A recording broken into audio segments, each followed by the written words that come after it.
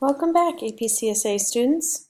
Okay, in this video I'm just going to help students who are interested get started with the questions.java lab. This is an individual lab assignment that you are to work on by yourself.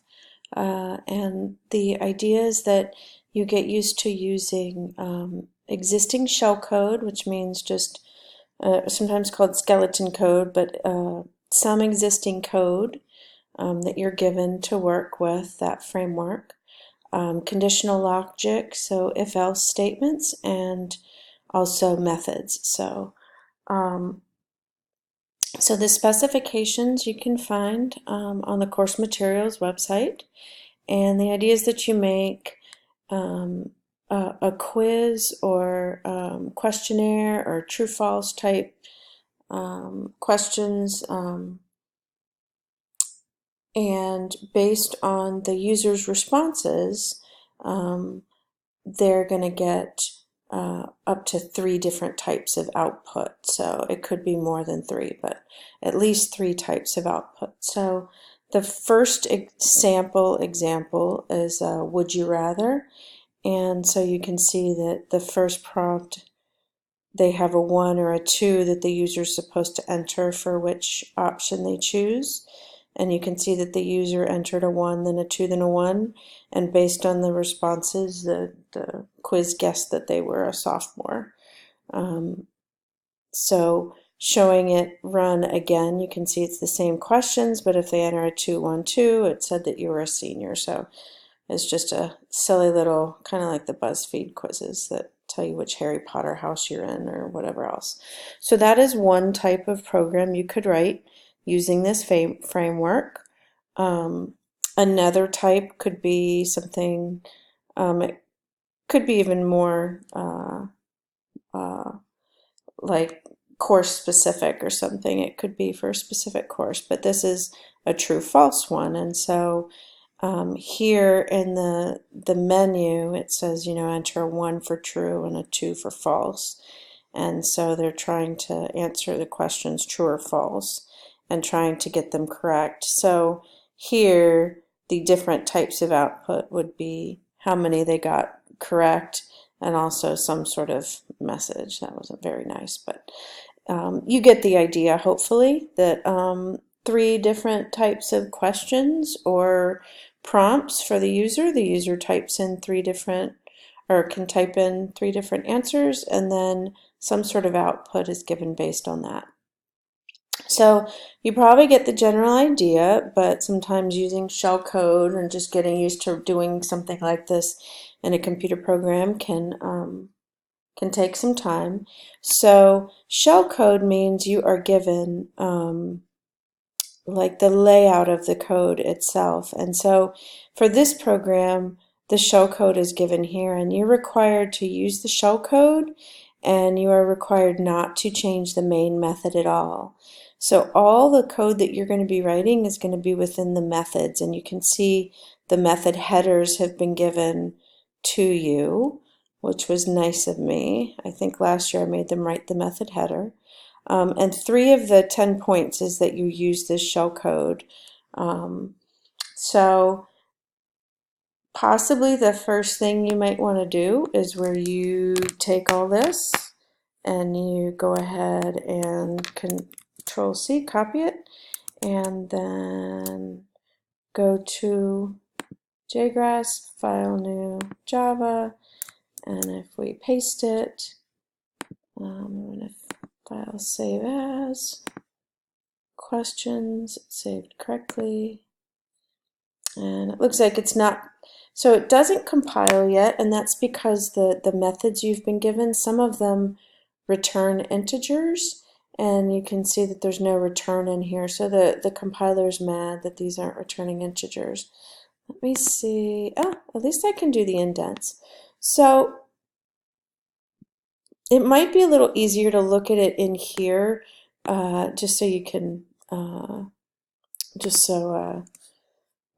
I guess JGrass is more familiar to a lot of you. So let's walk through it. So remember we have this big class, and now that I've got the indents sent, you can see hopefully you can start to see some of these stacked method containers, these Tupperware containers inside our big class fridge.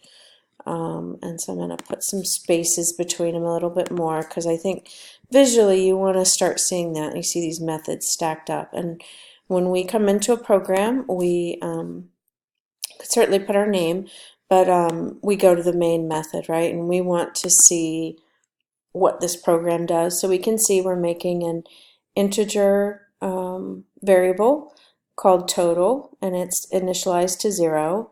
And then we call a method called display title, and that's a good method. You can probably guess what it does. Good method name, I mean. You can probably guess what it does.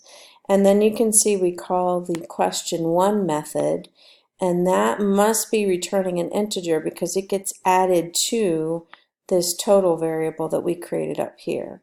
And then we call question2, and then we call question3, and we're going to add up all those totals into that variable.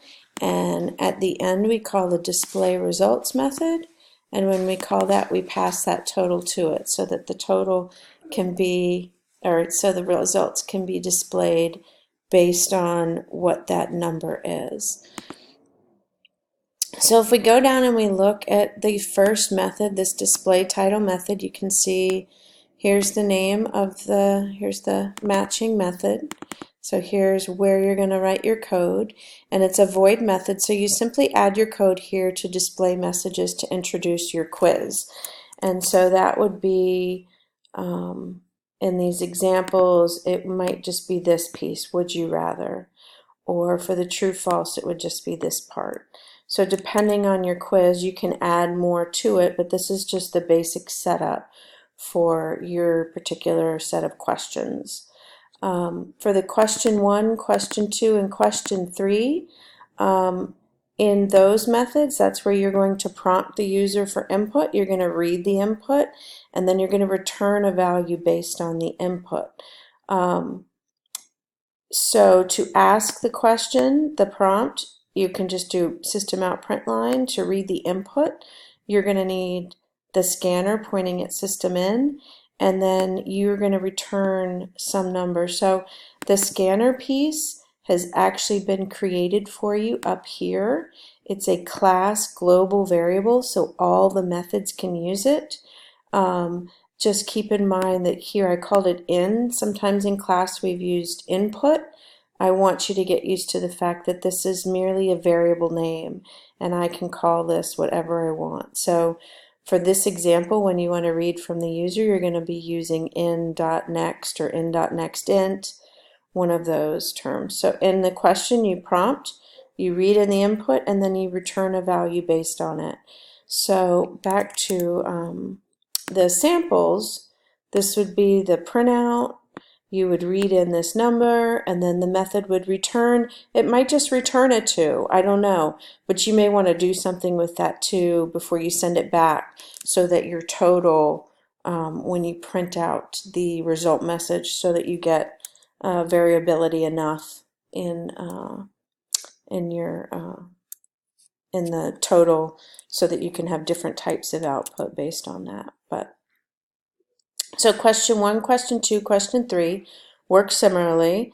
And again, you do not have to create a scanner in those methods. You have this one you can use. So that's the basis of these.